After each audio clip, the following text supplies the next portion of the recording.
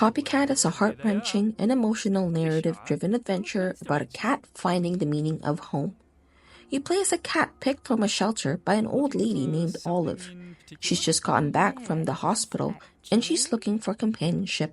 But you, the cat she picked, is weary of a new owner based on the experience you've had in the past, and your choices in-game and your actions reflect this. Amidst this beautiful yet simple art style, combined with great use of sound and light, makes every scenery and situation impactful.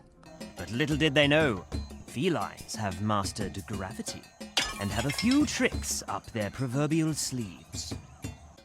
The voice acting is very well done.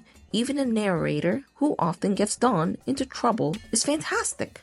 Speaking of the narrator, I found him to be one of the most entertaining characters in this game, often being your inner voice. A voice that desires freedom, not as a house cat, but as a wild cat.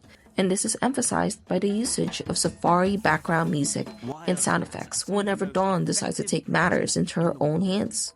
Their combination of flexibility. The general gameplay is simple. It is a linear narrative adventure with your main abilities as jump and meow.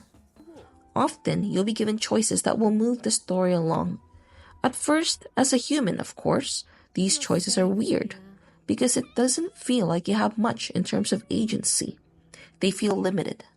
But don't forget, you are human, and cats don't make the same choices as humans would. This realization was one of the things that I enjoyed the most. At first, I hated the options given to me, but then, when I put myself in the paws of an adult cat who's been abandoned and living in a shelter, the choices given to me made much more sense and ultimately heightened my immersion for the game. Copycat is a wonderful story, one I would highly recommend, especially if you have a cat. However, the story does deal with aspects of loss, loneliness, and abandonment. So even without a pet, this game may hit you like a truck, so have some tissues handy.